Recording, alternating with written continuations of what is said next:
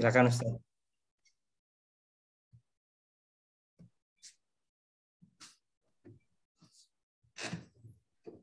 Bismillahirrahmanirrahim. Assalamualaikum warahmatullahi wabarakatuh. Alhamdulillah wassalatu wassalamu ala Rasulillah wa ala alihi wa sahbihi wa mawalah. Wala hawla wala quwwata illa billah. Allahumma salli ala Muhammad wa ala ali Muhammad kama sallaita ala Ibrahim wa ala ali Ibrahim. Wa barik ala Muhammad wa ala ali Muhammad kama barakta ala Ibrahim wa ala ali Ibrahim fil alamin innaka Hamidum Majid. Amma ba'du. Jamaah Masjid Raudhah yang dimuliakan Allah Subhanahu wa taala, alhamdulillah pada kesempatan subuh hari ini di penghujung bulan Ramadan kita masih diberikan kesempatan oleh Allah Subhanahu wa taala untuk berthalabul ilmi, mencari ilmu, melakukan sharing. Mudah-mudahan kita mendapatkan hidayah dari Allah Subhanahu wa taala, hidayah untuk mencari ilmu dan juga hidayah untuk bisa mengaplikasikan apa yang bisa kita dapatkan dari kesempatan berkumpul di taman-taman surga Allah Subhanahu wa taala. Rasulullah SAW menegaskan, ya, idza marartum bi riyadil jannah, jika kalian melewati Riyadul Jannah. Nah, Riyad ini bentuk jamak dari Raudhah, ya. Melewati taman-taman surga, farta'u, maka bersemangatlah gitu. Ya, karena kita berada di majelis-majelis taklim walaupun masih dalam kondisi online. Tapi mudah-mudahan nanti setelah ini kita bisa offline, bisa sama-sama berkumpul kembali di masjid yang kita cintai untuk berthalabul ilmi. Kita meminta kepada Allah Subhanahu wa taala mudah-mudahan ilmu yang kita dapatkan bermanfaat. Allahumma anfa'na bima 'allamtana wa 'allimna ma yanfa'una wa zidna ilman. Allahumma aghnina bil ilmi wa zayyinna bil hilmi wa akrimna bit taqwa wa jammilna bil afiyah. Rabbana zidna ilman warzuqna fahman. Nah, Bapak Ibu sekalian, jamaah Masjid Raudhah yang dimuliakan Allah, selama bulan Ramadan ini kita diajarkan untuk sensitif terhadap dosa. Kalau sudah masuk bulan Ramadan pasti akan sangat sensitif dengan dosa. Ya, ketika mau ada hal-hal yang diobrolkan tapi menyebut nama seseorang, ya kita langsung alarmnya jalan tuh. Jangan gibah, jangan ngomongin orang gitu kan dosa, pahalanya batal loh gitu, atau pahalanya berkurang loh. Ya. Kita selalu diingatkan oleh teman-teman kita, oleh tetangga, jamaah masjid, ya, terhadap hal-hal yang bisa mengurangi atau bahkan bisa membatalkan puasa kita. Ya. Kalau terjadi hal-hal yang memang tidak diperbolehkan pada saat kita menjalankan ibadah puasa. Ya. Ibu-ibu yang nyicipin bumbu masakan di dapur, ya. Kadang kan ada yang nyicipin tuh, ya. Nah, itu kadang diingatkan juga, hati-hati jangan sampai ketelan. Kalau cuma sampai di lidah nggak apa-apa, kemudian dilepehkan lagi, dibuang kembali.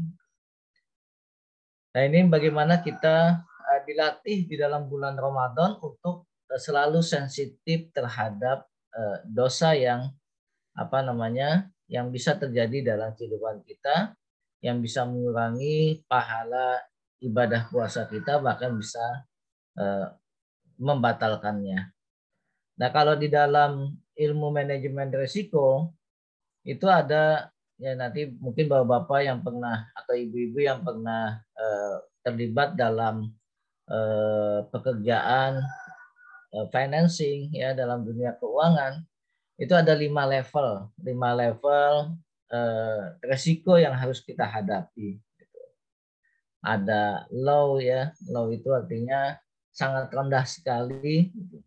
Kemudian ada low to medium, ya, dari yang sangat rendah naik ke yang medium sifatnya, ya.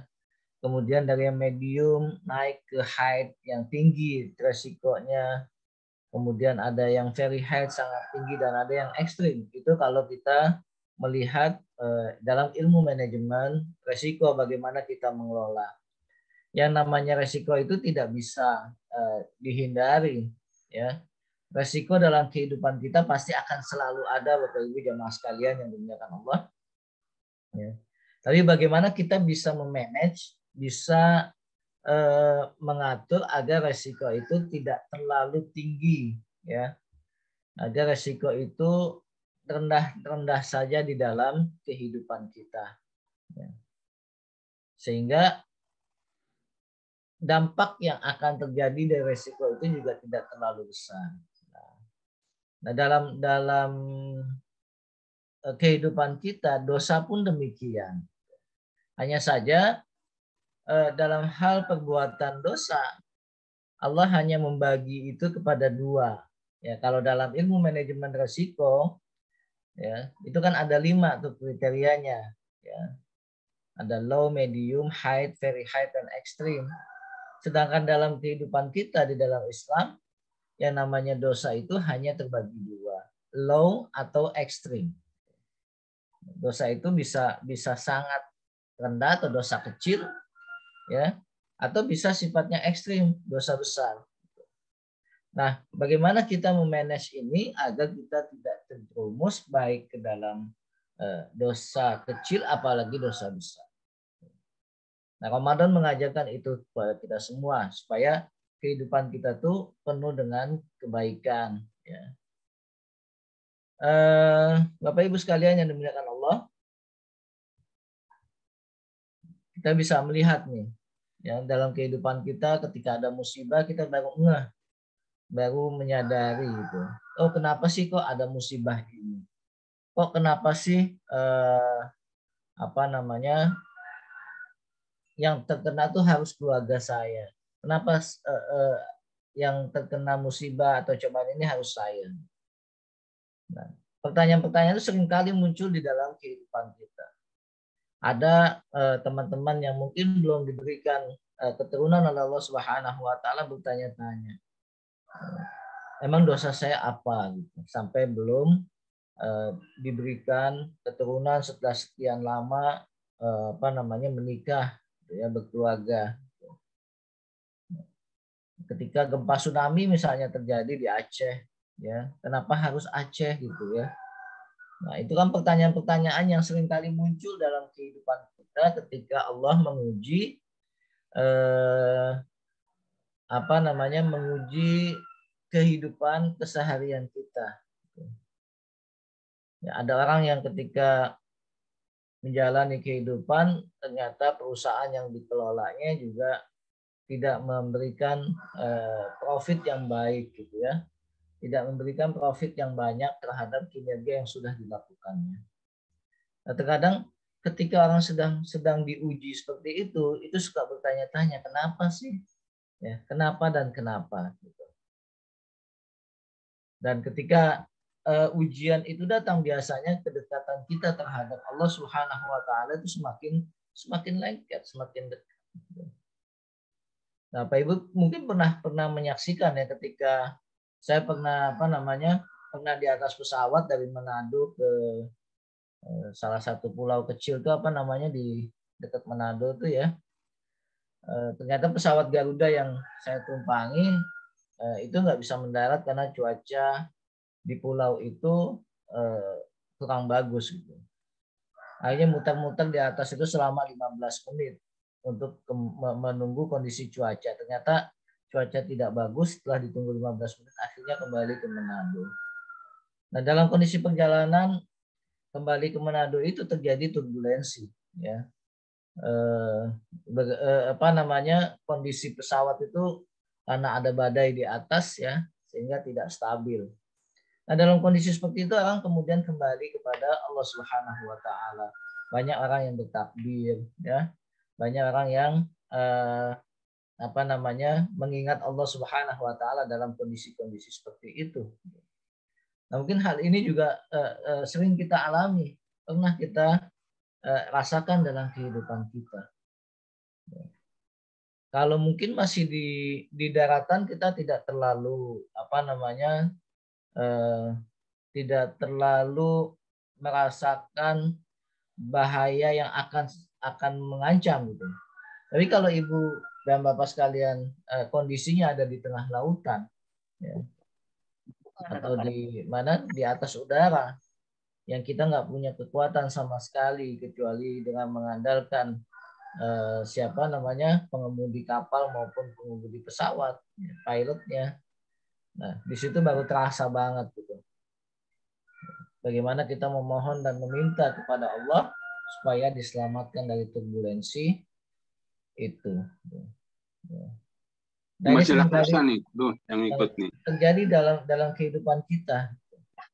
Ya, banyak hal-hal yang baru kita sadari ketika kita tertimpa musibah. Nah, ini bisa kita lihat dalam perjalanan sejarah. Nabi Nuh alaihissalam kita melihat ketika beliau diperintahkan oleh Allah Subhanahu wa taala untuk menyiapkan perahu yang sangat besar ya untuk menghadapi turbulensi bahaya banjir.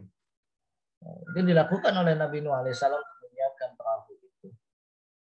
Sampai anak dan keluarganya pun diminta untuk ikut dalam perahu itu. Ya. Tapi apa yang kita lihat tanggapan anak Nabi Nuh alaihissalam ketika diajak untuk naik ke atas kapal, dia nggak mau. Sampai anak itu kemudian mengatakan sa'awi ilal jabal. Saya akan nanti naik ke atas gunung yang paling tinggi. Padahal Nabi Nuh sudah mengajak bahkan dengan bahasa kasih sayang, bahasa penuh kecintaan kepada anaknya, ya bunayya, irkam ma'ana. Nanti bisa dilihat dalam surat Hud ya Bapak Ibu. Ya bunayya irkam ma'ana ayat 40. Wahai anakku yang aku cintai, aku sayangi, irkam ma'ana, yuk naik ke atas kapal. Diajak dengan bahasa penuh kelembutan. Karena orang Arab ketika memanggil anaknya dengan penuh kelembutan itu menggunakan kata ya bunayya. Ini boleh juga kita gunakan bahasa ini buat anak-anak kita, ya bunay. Kita panggil ya bunay. Karena bahasa yang biasa-biasa saja mereka akan menggunakan kata yabni, ya binti, yabni. Tapi ketika bahasanya lembut, penuh kasih sayang, penuh perhatian itu menggunakan kata ya bunayya. Sama seperti Nabiullah Ibrahim alaihissalam ketika minta pertimbangan kepada anaknya Ismail. Ya bunayya, panggilan Nabiullah Ibrahim alaihissalam kepada Ismail. Ya bunayya, wahai anakku yang tercinta, yang tersayang, ya, ini arafil manam. Fanzur maza tara, kata Nabi Ibrahim kepada Ismail. Wahai anak yang tercinta, anakku yang sayang, tadi malam ayah mimpi melihat hal seperti ini. Bagaimana tanggapan, bagaimana saran kamu? Itu bahasa kesayangan yang digunakan oleh para nabi untuk menjalin komunikasi dengan anak-anak. Bahkan itu juga yang dipakai oleh Luqman alaihissalam kepada anaknya ketika terjadi dialog. Ya. Nah, kita diajarkan bagaimana ilmu parenting di sini. Ilmu kita dalam hal mendidik anak-anak kita dengan menggunakan kata-kata yang penuh kelembutan dan penuh kasih sayang. Ya. Nah, kembali kepada kisah Nabi Nuh yang Allah turunkan azab banjir yang sangat besar itu akhirnya memisahkan antara Nuh dengan anaknya. Ya, ketika dia mengatakan sa'awi idal jabali yasimuni minal ma. Saya akan naik ke atas gunung karena gunung itu akan melindungi saya dari air. Kata anak Nabi Nuh. Ya. Sampai kemudian Nabi Nuh mengatakan la asimal yauma min amrillah, tidak akan ada yang bisa selamat pada hari ini dari ketentuan Allah Subhanahu wa taala illa man rahim, kecuali yang Allah berikan kasih sayang. Wa hala bainahumal mauju. Kemudian keduanya dipisahkan oleh gelombang ombak yang sangat besar. Walaupun anaknya sudah naik ke atas gunung, bahkan naik ke atas pohon yang paling tertinggi di atas gunung, dia tidak selamat karena memang hari itu adalah hari yang ditetapkan Allah Subhanahu wa taala, air itu memenuhi semua permukaan bumi. Ya. Sampai Nabi Nuh kemudian protes kepada Allah. Ya. Mengatakan, ya Allah, kan di depan tadi menjanjikan Allah akan menyelamatkan keluarga Nabi Nuh dan juga makhluk yang lainnya. Ya. Protes itu dilancarkan oleh Nabi Nuh kepada Allah Subhanahu wa taala ketika musibah itu terjadi. Ini karena tadi kasih sayang ayah kepada anaknya. Ya Allah, tadi kamu menjanjikan bahwasanya akan menyelamatkan keluargaku. Sampai Allah mengatakan innahu laisa min ahli. Sesungguhnya ya itu bukan anakmu. Innahu amalun ghairu salih. Sesungguhnya amal dia, pekerjaan dia, perbuatan dia bukan amal yang saleh. Ya. Dan ini perjalanan sejarah kita bisa melihat ya perahu Nabi Nuh ditemukan di salah satu gunung dan masih nampak bekas-bekas dari perjalanan sejarah itu. Kaum Samud juga demikian. Kalau kita mungkin ketika ada geluduk gede, ada kilat yang luar biasa suaranya, kita kaget. Nah, tapi ini Allah sediakan geluduk dan geledek bahkan kilat yang besar itu kepada kaum Samud yang juga melakukan perbuatan dosa. Sehingga suara geluduk itu, suara geledek ya, kilatan-kilatan itu akhirnya memotong jantung-jantung mereka. Jadi Allah berikan musibah azab tersebut kepada mereka karena disebabkan dan berawal dari dosa. Begitu juga dosa yang datang kepada kaum Nabi Syuaib. Allah datangkan awan panas.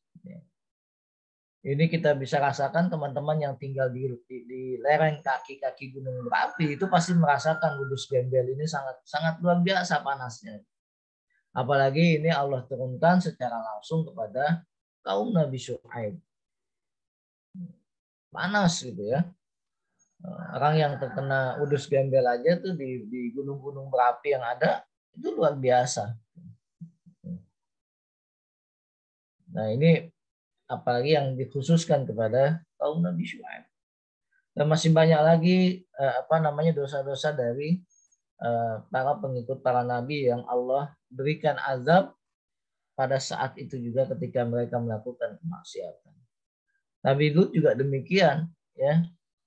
Dan sekarang kita melihat banyak sudah mulai ditemukan tuh di mana di daerah Sodom ya, ditemukan bekas-bekas azab yang Allah berikan kepada kaum Sodom ya, kepada pengikut Nabi Lut yang melakukan perbuatan dosa. Digali, ditemukan ya bagaimana kondisi mereka ketika Allah azab. Ada yang sedang berpelukan dan lain sebagainya. Itu terlihat dari tulang-tulang jasad yang ditemukan oleh para arkeolog. Dan yang paling nyata bisa kita lihat sekarang ini adalah jasad Fir'aun laknatullah alaih. Ya, Fir'aun yang hidup di zaman Nabiullah Musa alaihissalam. Ya, karena Fir'aun itu gelar sama seperti Hamengkubuwono 1, 2, 3, 4, 5 gitu ya. Nah, Parao ini juga gelar dan salah satunya adalah yang hidup di zaman Nabiullah Musa alaihissalam. Ya. Kalau Bapak Ibu melakukan perjalanan ke Mesir, kita bisa lihat nanti kunjungi sebuah museum di tengah kota itu, Museum Tahrir namanya. Di sana dipertontonkan, dipermalukan jasad orang yang pernah mengaku sebagai Tuhan. Karena kesombongannya dia mengatakan ana rabbukumul a'la. Sampai semua tukang sihir yang beriman kepada Nabiullah Musa alaihissalam itu dihukum. Hukumannya nggak tanggung-tanggung. Ya, lakukan amputasi bersilang antara anggota tubuh tangan dan kaki. Kalau tangan kanan yang dipotong, kemudian kakinya kaki kiri dipotong. Dan sebaliknya kalau tangan kiri yang dipotong, kaki kanannya juga yang dipotong. Saling bersilang. Kenapa? Karena tukang sihir itu bisa merasakan bahwasanya apa yang dilakukan oleh Nabi Musa itu bukan perbuatan dukun, bukan perbuatan tukang sihir. Tapi nyata apa yang dilakukan oleh Nabiullah Musa alaihissalam adalah berupa mujizat yang Allah berikan kepada Nabi Musa. Ya. Ular-ular yang yang merupakan sihir, ya, atau permainan mata dilakukan oleh tukang-tukang sihir Fir'aun itu semua dimakan oleh tongkat Nabiullah Musa alaihissalam yang berubah menjadi ular. Dan ular itu ular betulan hayyatun tas'a, kata Allah menjelaskan, itu ular yang bergerak, dan kalau ular yang bergerak berarti kan nyata, hakiki. Dan tukang sihir Fir'aun itu melihat itu adalah sebuah kebenaran. Karena kalau tukang sihir, dukun dan lain sebagainya, dan sesama dukun tuh pasti tahu, gitu ya, bahwasanya itu hanya tipuan mata. Nah, tapi ketika melihat Nabiullah Musa alaihissalam melemparkan tongkatnya dan berubah menjadi ular, mereka semua tercengang dan kaget sehingga mengatakan aman Nabi Rabbi Musa wa Harun, kami beriman kepada Tuhannya Nabiullah Musa dan Nabi Harun pada saat itu. Nah, Fir'aun yang tahu tentang itu marah murka luar biasa sehingga menerapkan sanksi kepada tukang-tukang sihir yang sudah dibayar.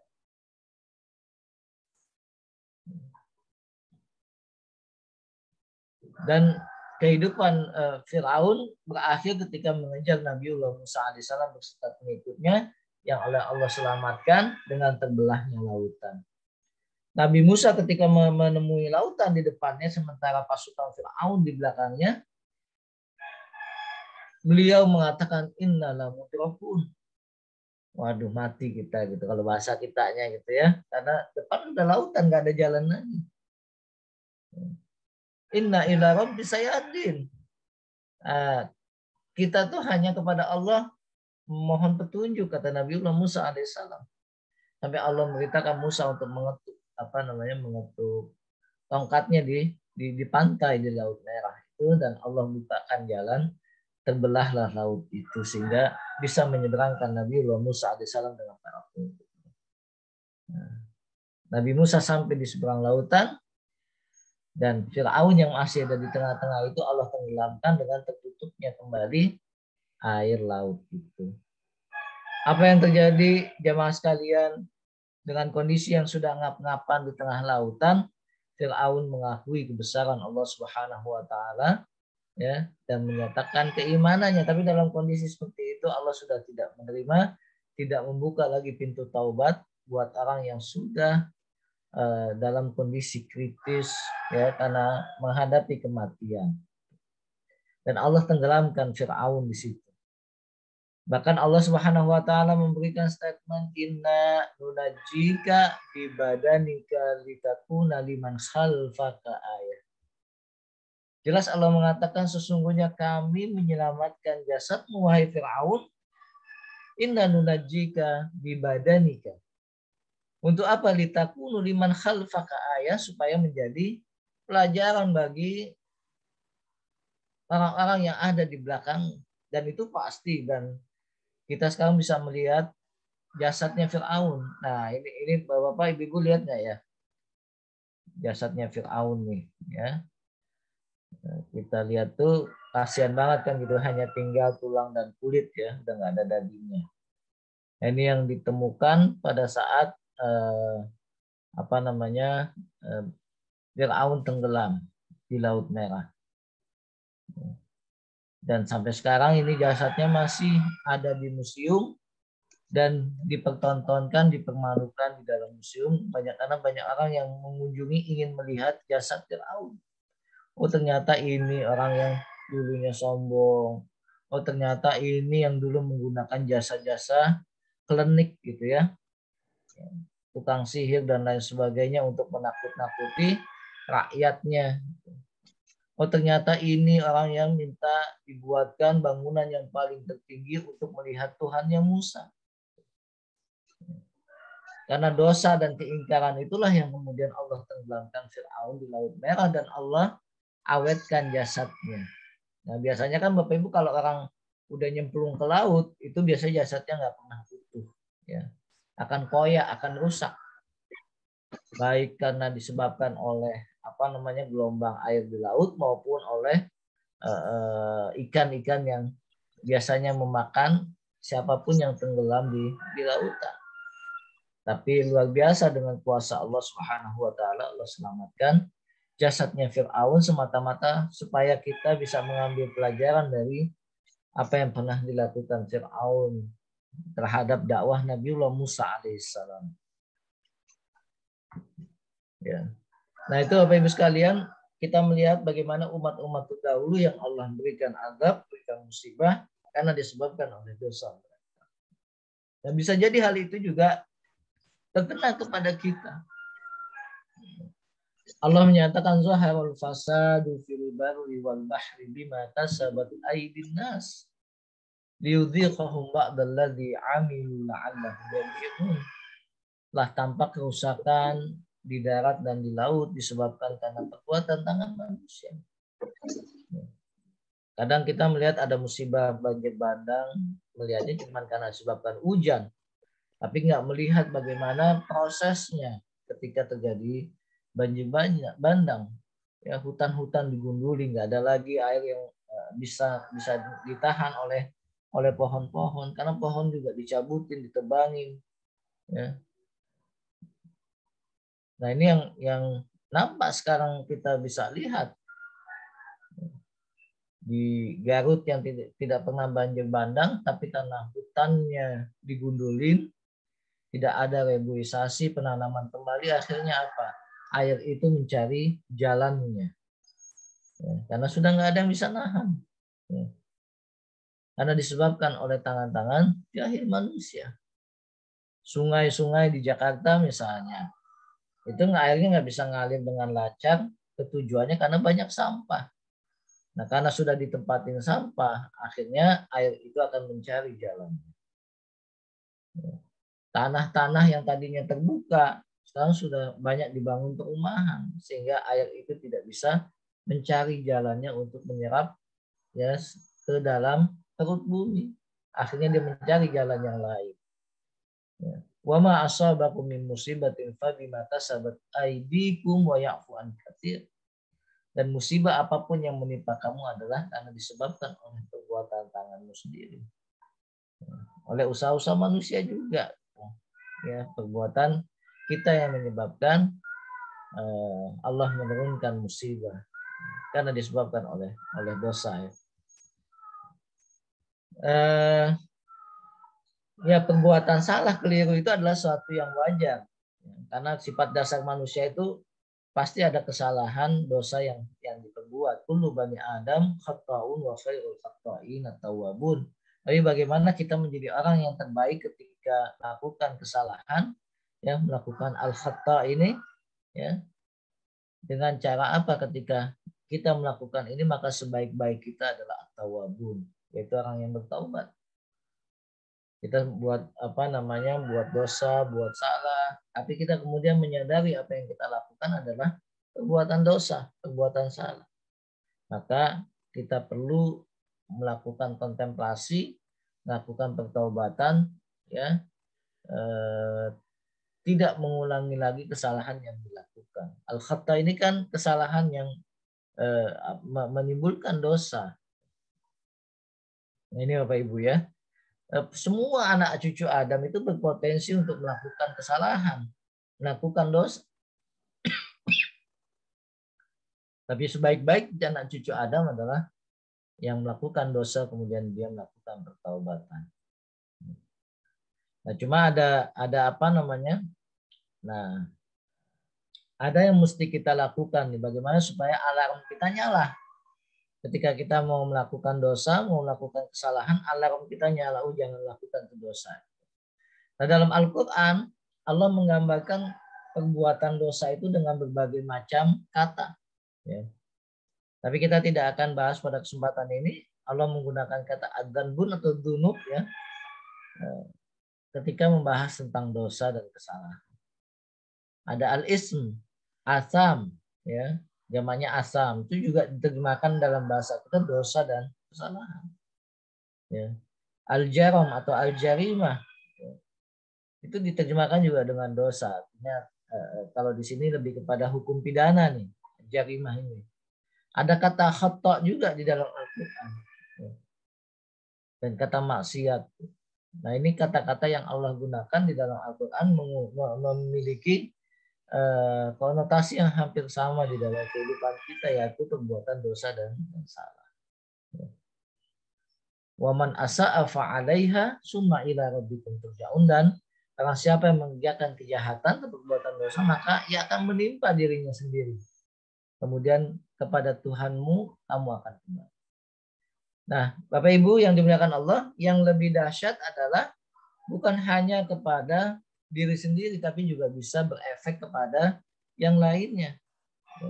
Perbuatan dosa yang kita lakukan, perbuatan kesalahan yang kita kerjakan, ya, dalam ayat lain dikatakan wattaqu fitnatal la tusibanna alladziina zalamu minkum khassah. Takutlah terhadap fitnah, takutlah terhadap dosa dan kejahatan, ya, yang tidak akan menimpa pelakunya sendiri. La tusibanna alladziina zalamu minkum khassah. Yang tidak akan ditimpakan kepada pelakunya sendiri, tapi bisa dikenakan terkena dampaknya dan efeknya kepada orang lain. Bisa jadi kepada anak, pada istri, pada suami, kepada keluarga, kepada lingkungan, di RT, RW, dan seterusnya. Nah ini yang mesti kita waspadai, perbuatan dosa yang kita lakukan, kejahatan yang yang kita kerjakan itu bisa berdampak kepada lingkungan dan orang-orang yang ada di sekitar kita. Ya. Nah, Pak Ibu, bagaimana kita mendeteksinya dosa itu atau bukan? Nah, Rasulullah SAW menegaskan, ya, untuk mendeteksi ada parameternya.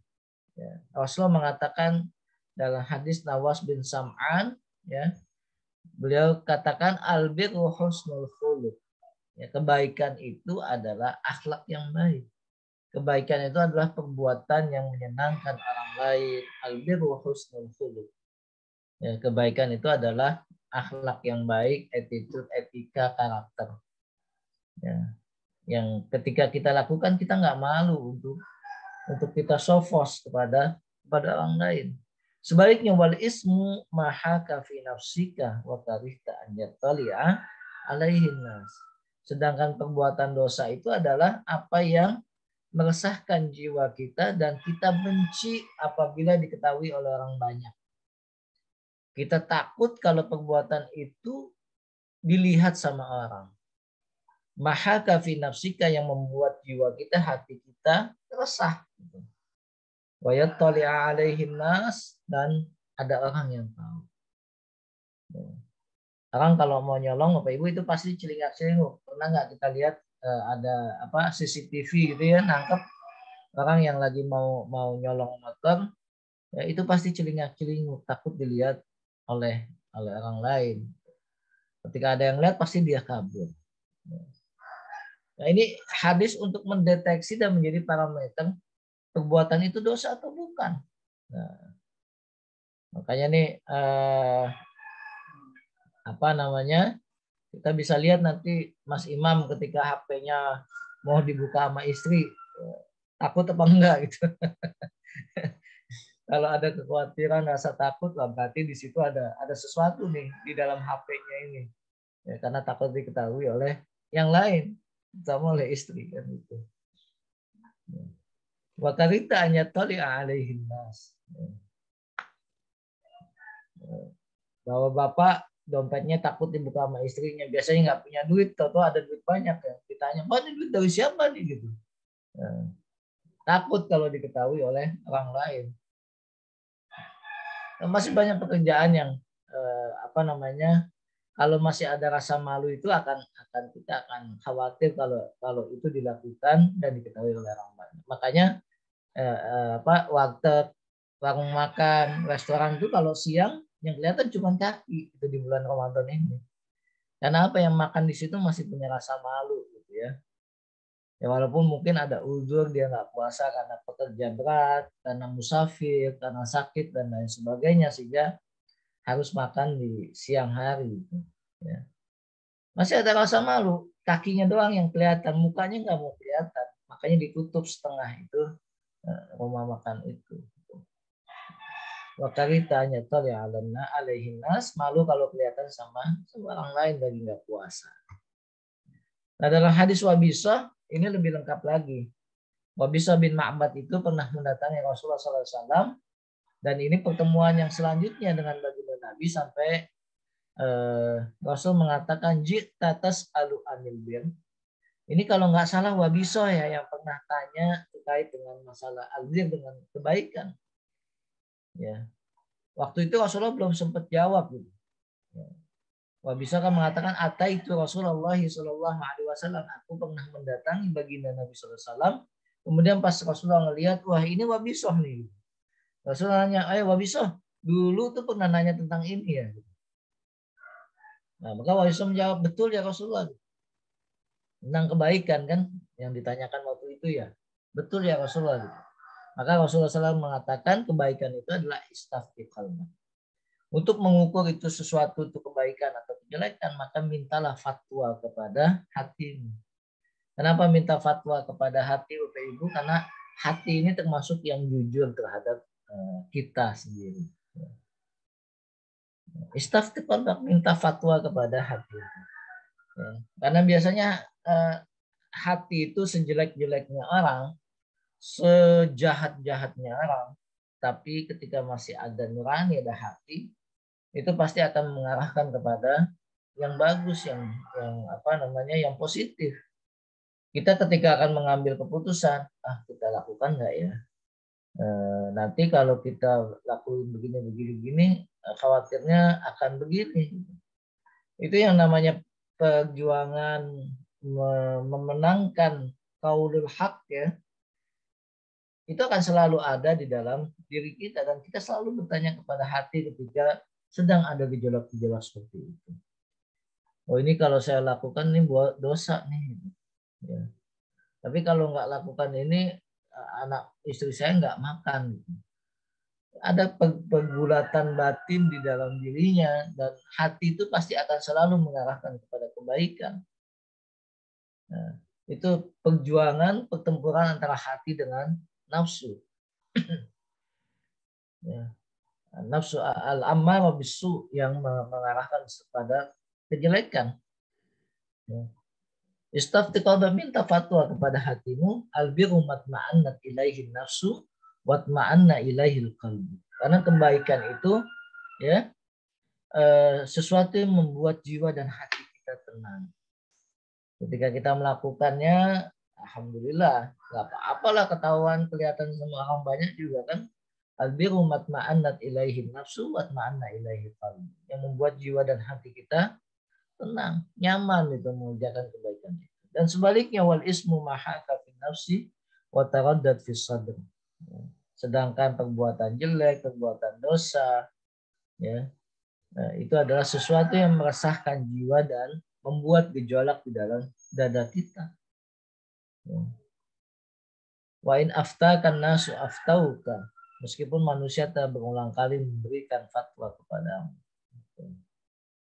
Nah ini menjadi tolak ukur, menjadi parameter dalam kehidupan kita di dalam menilai apakah itu dosa atau bukan. Ya. Nah 3 ini Bapak Ibu yang bisa kita ambil nih dari hadis tadi. Ya, sesuatu itu perbuatan dosa atau bukan, maka lihat apakah itu meresahkan jiwa kita atau enggak. Kemudian yang kedua, apakah perbuatan itu takut diketahui oleh orang atau tidak. Ya. Apakah kalau kita kerjakan membuat dada kita bergejolak atau enggak. Nah 3 hal ini bisa kita jadikan sebagai parameter untuk mengukur dan menimbulkan sensitivitas kita terhadap dosa dalam kehidupan kita. Ya. Orang mau mau korupsi, ya, ketika dia takut itu kan, nanti ketahuan dan lain sebagainya. Berarti kan ada alarmnya lah tuh di dalam hatinya. Nah, selain itu dosa juga bisa kita artikan mayukhalifu syar'allah. Ya, sesuatu yang melanggar hukum syara, sesuatu yang melanggar ketentuan Allah Subhanahu wa taala. Dalam kehidupan kita itu ada perintah dan ada larangan. Ada yang Allah minta untuk kita kerjakan, ada yang Allah minta kepada kita untuk kita tinggalkan. Ya. Jangan sampai Allah perintahkan wa aqimus shalah, lakukan, dirikan sholat, tapi kita nggak mengerjakannya. Wa atuz zakah, bayarkan zakatnya, tapi kita nggak menunaikan bayar zakatnya. Nah, mumpung kita masih ada hari ini dan besok ya untuk saum, masih ada bulan Ramadan kita. Coba kita hitung dan kita lihat lagi harta yang kita punya, apakah sudah wajib zakat atau belum. Bapak Ibu yang punya simpanan, punya emas, ya boleh digabungkan. Nilainya sudah sebesar 85 gram emas belum? Kalau ada yang punya logam mulia, ya punya kepingan-kepingan emas itu dihitung. Ya kalau sudah 85 gram emas, kemudian sudah tersimpan selama 1 tahun, nah itu ada ada kewajiban bagi kita untuk mengeluarkan. Ya. Emasnya juga dalam bentuk cash ya, ada kita pegang, milk utama kita kuasai dan berkembang, maka sudah wajib bagi kita untuk mengeluarkan itu. Bagi kita yang masuk dalam bulan Ramadan, ya maka ada kewajiban juga bagi kita untuk mengeluarkan zakat fitrah. Ya. Anak yang lahir setelah adzan maghrib di hari terakhir bulan Ramadan itu nggak wajib ya, karena dia sudah keluar dari waktu Ramadan. Orang yang meninggal ketika adzan maghrib berkumandang di akhir bulan Sya'ban, ya, tapi meninggalnya setelah adzan maghrib, maka di situ dia punya kewajiban untuk mengeluarkan zakat fitrah. Adzan maghrib berkumandang di akhir Sya'ban, berarti sudah masuk Ramadan dan dia sudah terkena kewajiban untuk pembayaran zakat fitrah. Allah perintahkan kita untuk menunaikan zakat, maka bayarlah zakat tersebut, ya. Nah ini Bapak Ibu sekalian, jangan juga ketika Allah melarang sesuatu kita kemudian melakukan apa yang Allah larang. Nah ini parameter bagi kita untuk mengukur sesuatu itu perbuatan dosa atau bukan, sebuah tindakan kejahatan atau tidak, ya itu bisa kita ukur dari yang tadi 3 ditambah plus dengan 2 ini, ya apakah melanggar syariat Allah Subhanahu wa taala, melanggar larangan dan perintah Allah atau bukan. Mudah-mudahan ini manfaat buat kita semua. Ya jangan melihat dosa itu kecil, ya karena yang kecil ketika terus-menerus dilakukan, ya itu bisa menyebabkan menggulung. Ya kita lihat ada bola salju itu kan ya, kalau di film-film bagaimana bola salju itu dari sesuatu yang kecil menjadi besar karena gulungan tadi, ya. Qala fa bima aghwaytani la aqudanna lahum siratal mustaqim summa la atiyannahum min baini aydihim wa min khalfihim wa an aymanihim wa an syama'ilihim wa la tajidu aktsaruhum syakirin. Ini iblis selalu ingin mengganggu dan menyesatkan kita, menggelincirkan kita supaya bisa bersama iblis ke dalam neraka jahanam. Naudzubillah. Iblis akan selalu menggoda dan itu adalah komitmen iblis kepada Allah untuk bisa menyesatkan anak cucu Adam. Bahkan gangguan mereka itu dari kiri, kanan, depan, belakang itu selalu menghantui kita. Mudah-mudahan kita selalu terhindar dari godaan dan ajakan sesat iblis. Ya. Jangan kita melihat kecilnya dosa, tapi kita melihat kepada siapa kita berbuat dosa.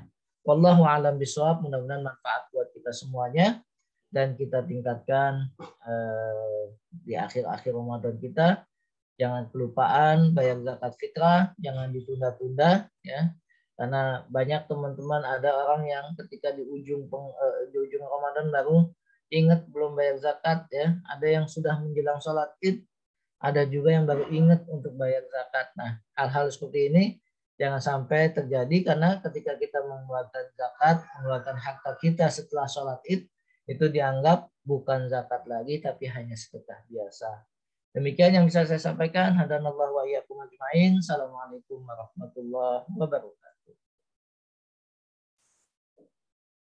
Waalaikumsalam warahmatullahi wabarakatuh. Kepada Bapak Ibu yang ingin bertanya, dipersilakan mengunmute mikrofonnya.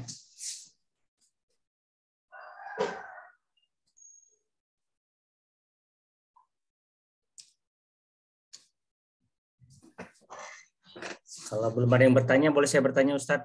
Enggak, silakan. Ustadz, itu tadi yang di slide terakhir menarik ya, Ustadz ya. Jadi dosa itu jangan dianggap kecil, jangan juga dilakukan terus-menerus. Dan itu yang terakhir, yang paling kanan itu kalau nggak salah, jangan dibanggakan. Tapi fenomena yang sering kita temukan di akhir-akhir ini, Ustadz, kadang kalau kita ada lihat wawancara atau live antara tokoh masyarakat, figur, itu sepertinya dia tidak malu menceritakan masa lalunya yang suram, mungkin mau menginspirasi, tetapi juga dia bilang tidak munafik, ya saya dulunya begini dan seterusnya. Kemudian juga yang mewawancarainya terus mengorek-ngorek itu, Ustadz. Jadi gimana itu, seperti udah jadi sekarang jadi hal yang wajar itu, Ustadz. Yang sebelah kanan ini, Ustadz. Ya. Yang biasanya ada public figure ya diwawancara, atau juga untuk kepentingan konten orang mempertonton menceritakan masa lalunya yang buruk, mungkin aib itu sudah ditutup oleh Allah. Bagaimana itu, Ustadz? Apakah ini seperti orang nggak anggap dosa, Ustadz? Ya, bagaimana, Ustadz? Alhamdulillah dalam kehidupan kita Allah masih menjaga aib-aib kita, gitu ya. Sehingga tidak selayaknya dan tidak sepatutnya ketika Allah sudah menutupi aib, kekurangan kita, dosa dan kesalahan yang pernah kita lakukan, lalu dengan bangga kita buka itu di hadapan publik gitu. Nah, untuk apa? Untuk supaya mendapatkan pujian dari orang. Gitu. Tujuannya bukan untuk mengambil ibrah. Gitu. Kalau untuk mengambil ibrah itu tidak perlu menyebutkan nama, ya kalaupun emang itu terjadi pada dirinya, gitu. Nggak perlu disebutkan namanya. Dan banyak dalam hadis-hadis Rasulullah SAW ketika Rasulullah mengambil ibrah dari para sahabat,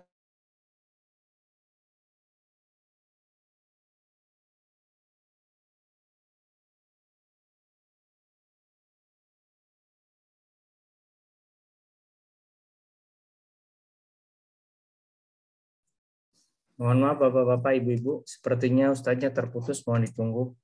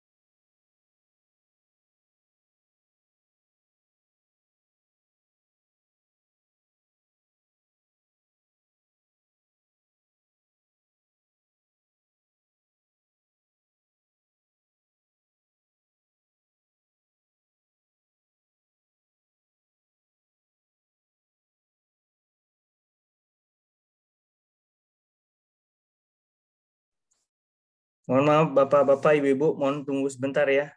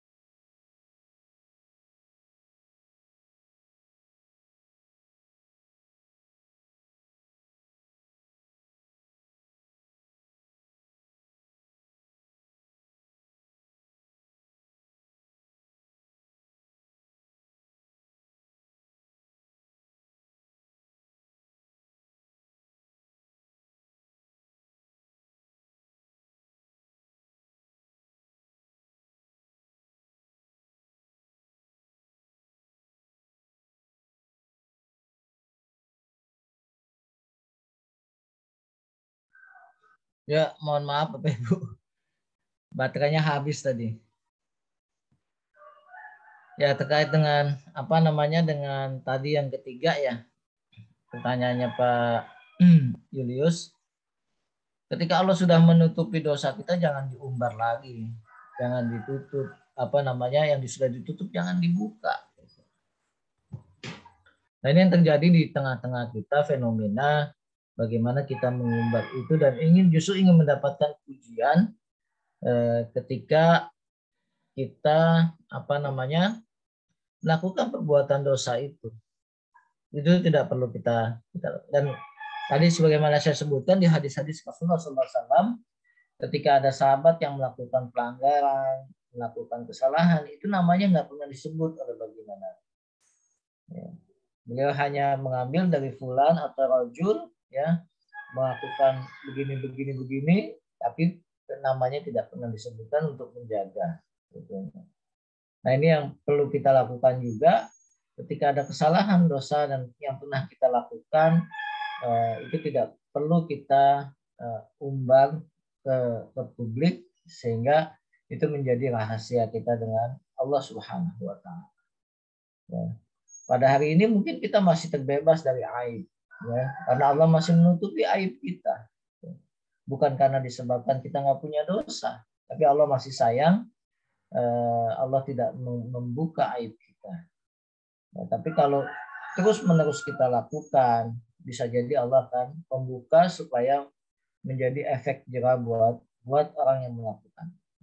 Nah, jadi keep apa yang kita lakukan jangan dibuka ke publik, apalagi minta pujian, minta diapresiasi karena perbuatan dosa. Kalau kebaikan nggak masalah, tapi kalau kejahatan, perbuatan dosa jangan kita umbar, jangan kita buka karena Allah sudah menutupi aib-aib kita.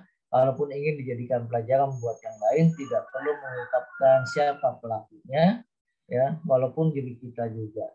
Wallahu a'lam bishawab.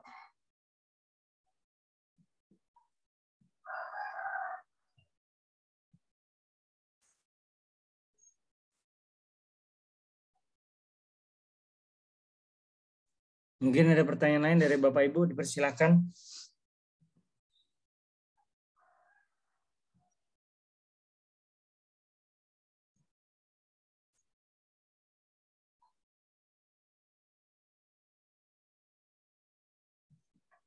Ya,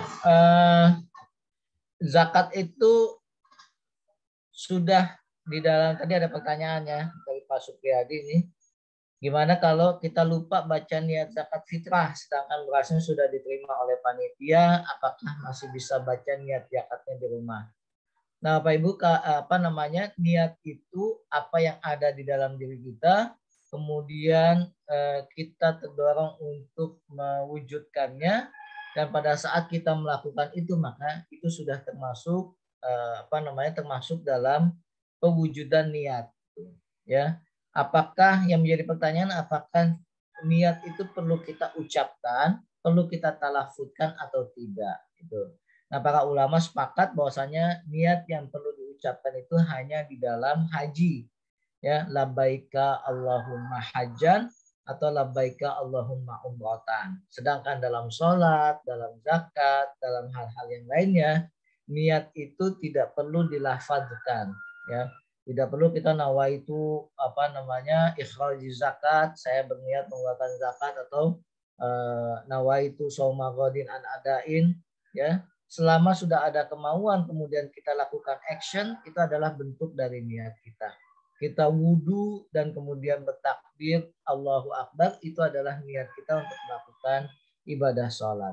Kita hari ini sahur, kemudian menahan apa dari hal-hal yang membatalkan dari mulai terbit fajar sampai tenggelamnya matahari, itu adalah sudah bentuk niat yang diwujudkan dalam bentuk perbuatan. Ya, jadi ulama sepakat yang harus dilafadzkan itu hanya niat haji dan umroh dengan membaca labbaika Allahumma hajjan atau labbaika Allahumma umratan. Jadi zakat fitrah yang Pak Supriyadi lakukan ketika sudah menyerahkan berasnya atau objek zakatnya kepada panitia itu sudah cukup sebagai bentuk pewujudan dari niat yang ada di dalam diri kita, dilakukan kemudian dengan action. Insya Allah zakatnya sudah sah dan tidak perlu diulangi untuk dilafadzkan niatnya.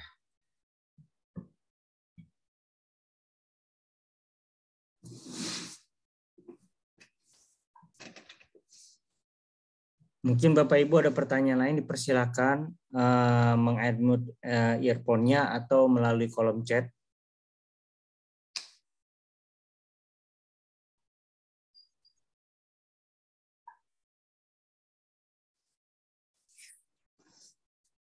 Mungkin sudah cukup Ustadz.